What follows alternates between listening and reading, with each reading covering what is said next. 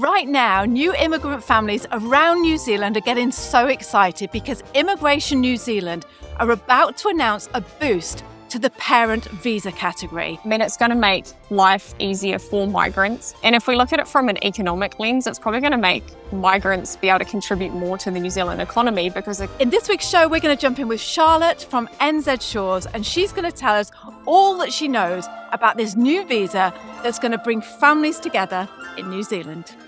Charlotte, welcome back to the podcast. Thrilled to have you with us as always. Thanks so much for having me again, guys. I love joining you and your community. And we've got some really exciting news. Exciting, especially for us, because this is all about rejoining families together. Mm-hmm. We're going to be talking about the parent boost visa. So we're going to jump straight into it. What's going on? Yeah, so the National Party, who are one of our main parties in government at the moment, campaigned on this really heavily around last election time. And we are a year and a half into their term.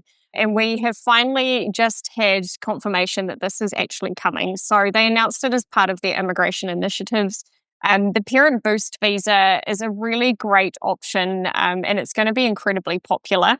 That it will be initially a 5-year visitor visa for people who are citizens or residents of New Zealand to bring their parents to New Zealand for that 5-year duration. It will be 5 years initially with the ability to extend up to a maximum of 10. So you can potentially have your parents here for 10 years without actually having to apply for a resident visa. We've been waiting and waiting and waiting for information to come. And like all good government departments and politicians, they love being tight-lipped about things. So the minister has confirmed that it's going to be in place by November 30th. And even though we don't yet actually have policy on it, we've kind of done a bit of homework and a bit of guesswork as to what it will look like. So we feel like we've got a good indication. But obviously, whatever we talk about today, I do just want to say we haven't yet got the policy as of we're recording this started June 2025. So we haven't yet got the policy. Everything I do discuss today is a bit of guesswork, but it is an educated guess based on similar visa types and similar visa types for New Zealand and then similar visa types that Australia have as well. So again, I think we can catch up again once the policy's released, but I think it's a really good time to kind of get the news out and have a chat around what it might look like for those who want to bring their parents to New Zealand.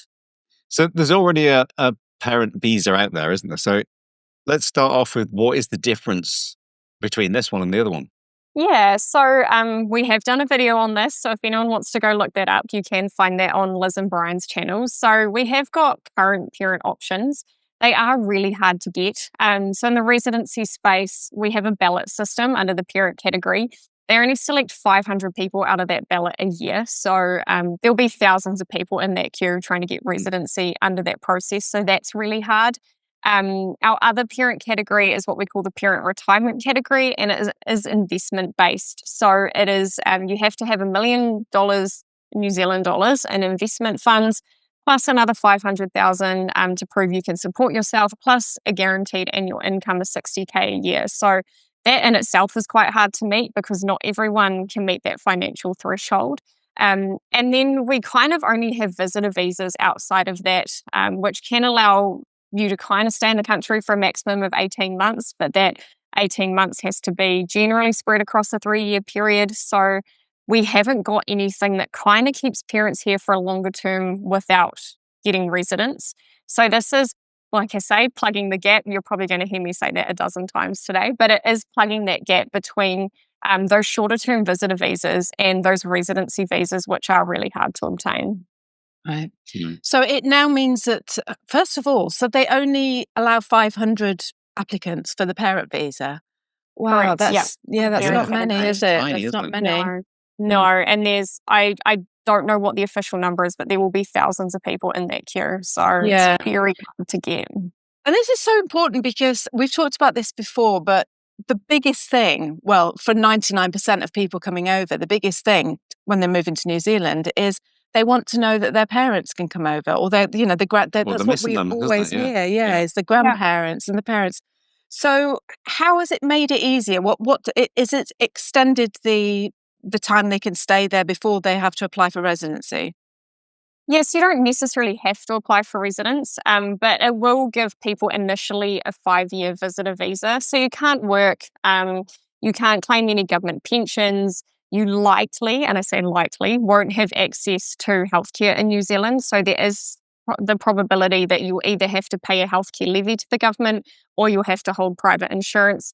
So it is very much a visitor visa, but it is a long-term visitor visa. So initially 5 years, and from what the government has signalled, and much like the option that Australia have, you will be able to extend that for a further 5 years, which will allow a maximum of 10 in the country.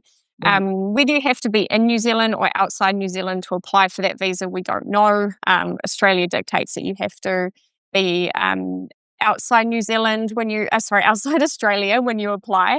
But then there has been suggestions from Treasury, for example, here in New Zealand, that you should be inside New Zealand when you apply. So we don't know, but ultimately you could have your parents here for 10 years on visitor visas without having to apply for residence. If you do obtain residence within that time frame, that's absolutely fine and great. That option still remains, but it just means you can keep them here for a longer period of time, I guess, while you wait for residence, or in the hope that that residence process is going to get easier. Okay.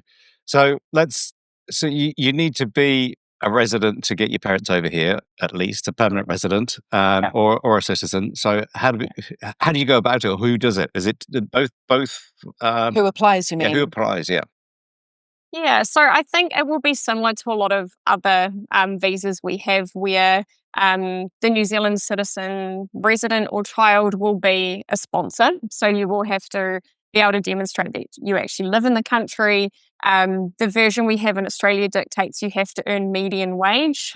So they could bring that in here as well, which means you probably have to be earning roughly about $65,000 per year for one parent, and then that would obviously increase as you add parents.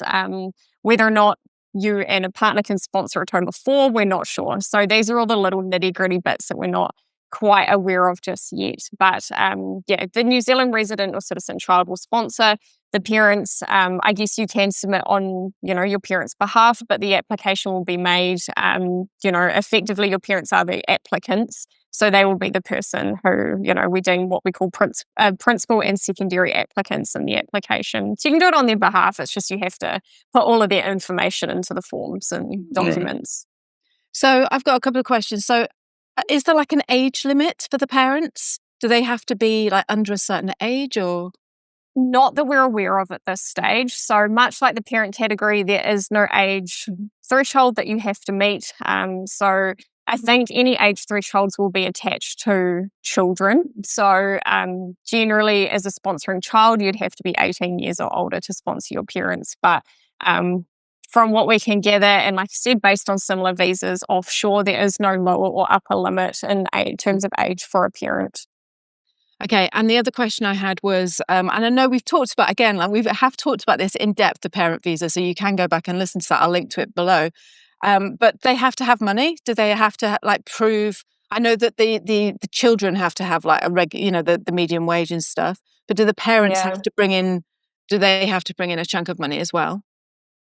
Whether they have to prove that they have a certain amount of money in their bank account, or whether they have to prove that they have, a pension coming in, is again yet to be decided. So it could be either. I would expect that they potentially may leverage it off largely the child that's in New Zealand, because the child is acting as a sponsor. But if they do bring in, a financial threshold attached to the parents, my guess is that threshold is probably lower than that 60,000 that we see across the parent retirement category, just because 60,000 when you're on a pension can actually be quite hard to meet. A lot of our UK and US based clients don't have issue with it, because a lot of those older people have great private pensions which top it up. But if you're relying solely on government pensions, you are here because you love New Zealand. You might be moving to New Zealand, living in New Zealand, or you might just spend your days dreaming of visiting this gorgeous country. Because we love New Zealand as much as you do, we have compiled a short and very unique 5-day video series showcasing life in New Zealand, what it's really like. These videos are real, they are exclusive, and best of all, they're absolutely free. So if you would like to view New Zealand from the inside out and find out what life is really like down here. Sign up now, and every day for 5 days, we will send you a personal 3-minute video showcasing some brilliant aspect of life in New Zealand. You are gonna love it. Go to www.itsadrama.com/ILoveNZ. We can't wait to share those videos with you. Okay, let's get back on with the show. Pensions, which top it up, but if you're relying solely on government pensions, it's a lot lower than that generally. So, yet to be decided, but I think, given it's such a long-term visa, someone is going to be able to prove that they've got the funds to support, whether it's the children showing they've got funds to support the parents, or the parents showing that they've got some form of income coming in to support themselves. It's so exciting because 5 years, I know 5 years is a long time, but it's not really. When you think about up in your life, leaving where you are, what we're going to do with the pets, what about the house? But 10 years, it really makes it worth it, doesn't it? Yeah, it does. Because 10 years is a long time. If you've got grandkids, and they're 7 years old, and then you're going to see them come right the way through, or, 3 or whatever it is. And that 10-year period then, at least you get to see them growing up, don't you? Yeah.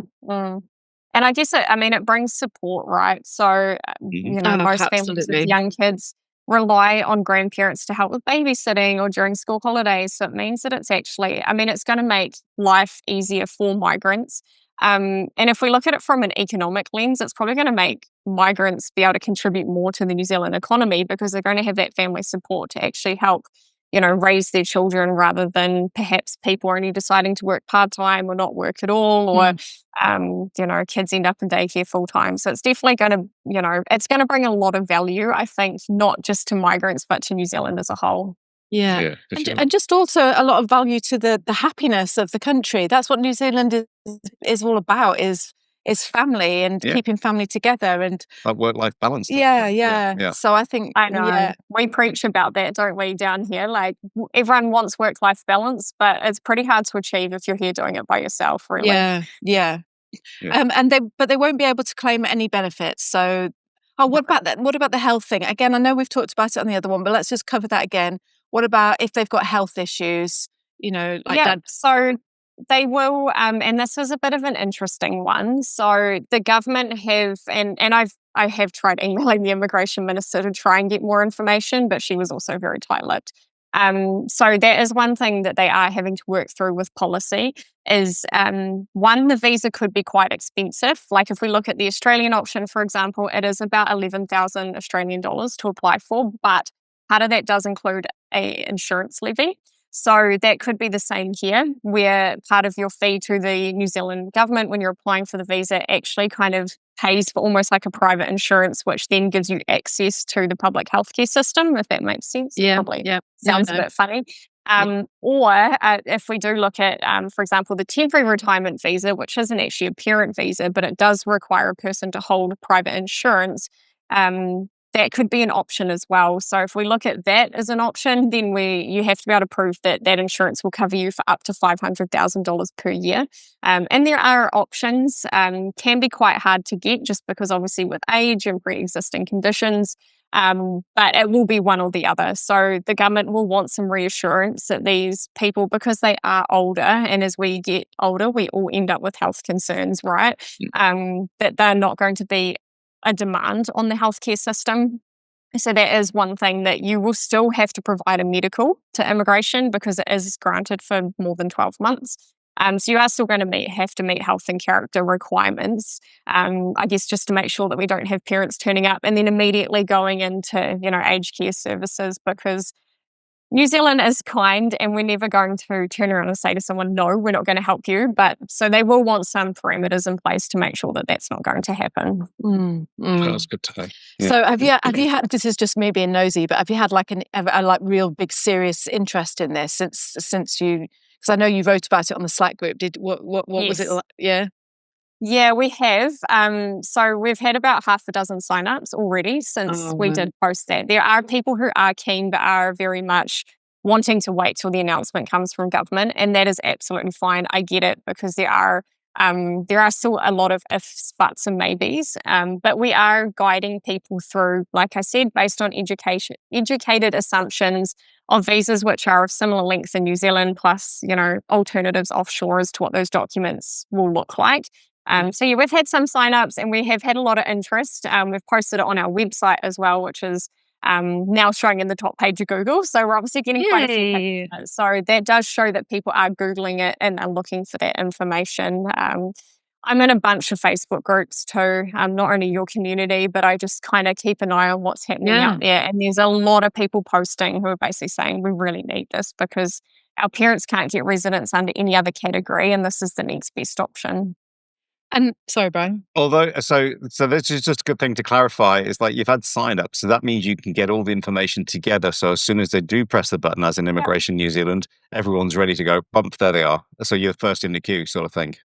So it's a good idea to sign up now. Yeah.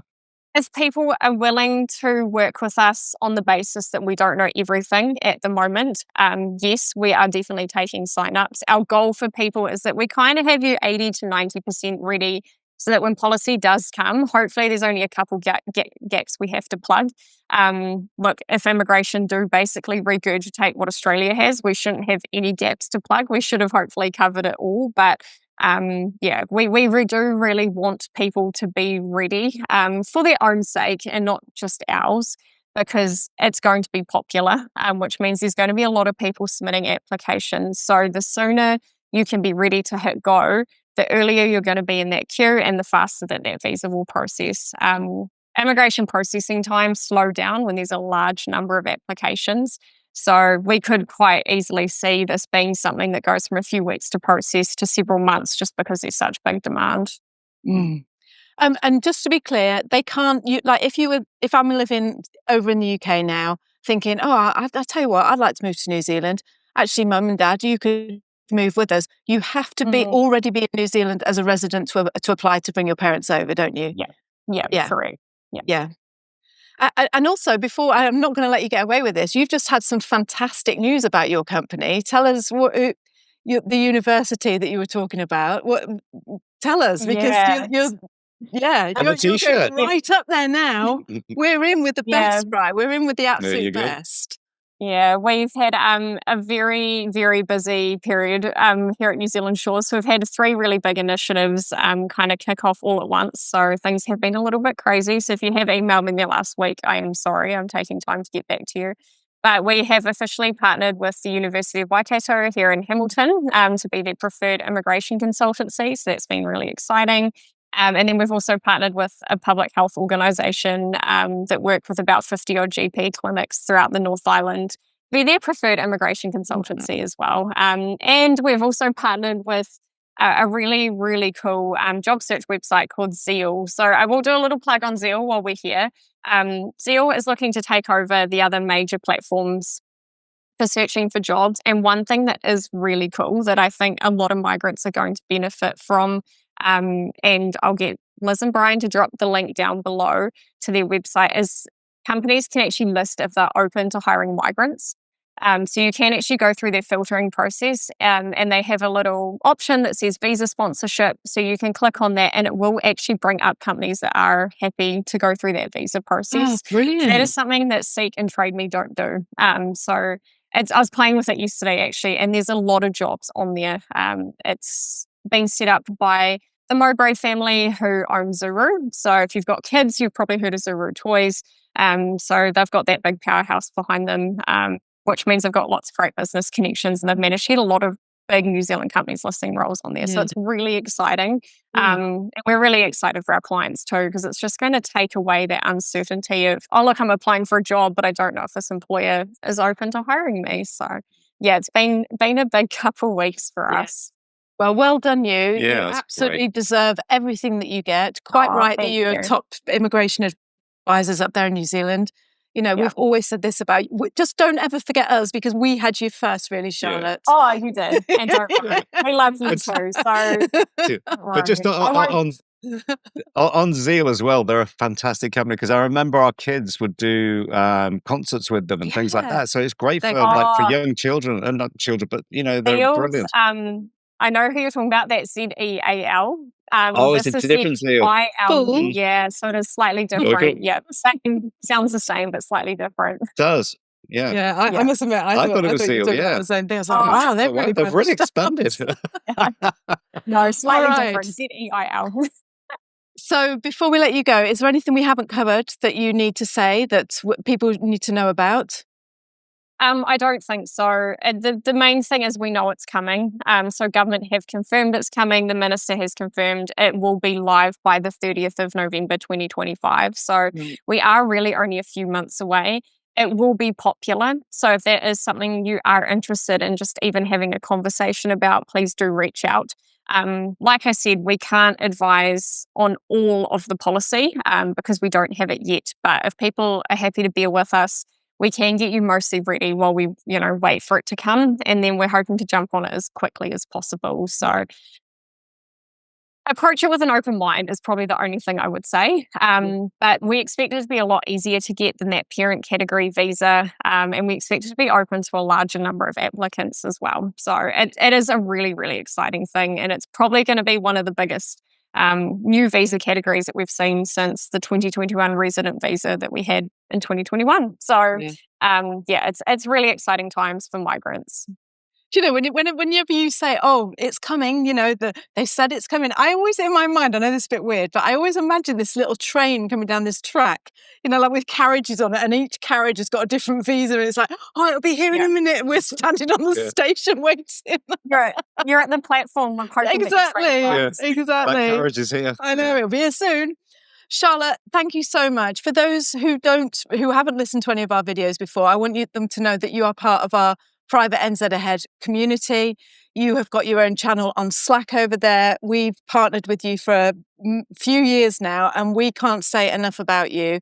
We absolutely, you deserve everything, every award and every, like I say, top notch that you can get. But for people who haven't joined our Slack group yet, Charlotte is in there, and you're very, very active. I really, really appreciate everything you're doing over there because it's an added bonus having you there. It's fantastic. So and just give you guys a plug? I mean, you've just given me a plug, but I'll give you guys a plug. So I have had a number of clients actually recently talk about how valuable being part of your community was. Basically, they've made friends before they've even arrived, and they've found a group of people who are going through the exact same thing they are. So you guys are amazing at what you do. Your community is great, and it's actually really helping to provide connection with people who are in the same boat as you going through this process. So I will also say, if you haven't yet joined the Slack community, go and do it. You won't regret it. Not a single one of my clients has come back and said to me, I wish we hadn't. They've all said, we're so glad we did. Oh, thank you. That's really kind and warms our hearts. It's fantastic. Yeah. Just give us your email as well. Yes. Oh, yes. Sorry. So my email is charlotte@nzshores.com. If you haven't heard back from me, so I have actually had an issue recently with some of those emails bouncing into my junk folder. If you haven't heard back, you can also reach us at info@nzshores.com. That seems to sometimes be a little bit more reliable. I do try to check my junk folder, but if you haven't heard back, please do prompt or contact us through our website, and I'll definitely get back to you as soon as I can. Okay. And of course, we'll leave all the links in the description below. So the next time we speak to you there, maybe the train will have pulled into the station. I hope so. And we can be having a look in the carriage. Yeah. And hopefully we can give a bit more concrete information. But look, as soon as I know, you guys will know. You're on top of it. It's absolutely perfect. And hopefully in that carriage, Mum and Dad will pop out. Yeah, New Zealand. exactly. Yeah. Oh, how exciting. Okay, Charlotte, thank you so much for joining us today. And we'll speak to you when they give you the next update. Sounds good. Thanks, guys. See you later. Bye, Charlotte. Thanks, Charlotte. Bye. See ya. If you're moving to New Zealand, then you will definitely want to know about these big changes that Immigration New Zealand has made to the accredited employer work visa. For instance, now they have changed some jobs from unskilled to skilled. Immigration have actually reclassified a number of what we used to call unskilled occupations, and they've bumped them up to skill level 3. So they've pulled up from skill levels 4 and 5. The following, so we've got cook, pet groomer, kennel. In this week's episode, we're going to be chatting with Charlotte from NZ Shore's Immigration Advisors, our favourite immigration advisors ever, and she's going to tell you some information that might just change your status and make you eligible to move to New Zealand.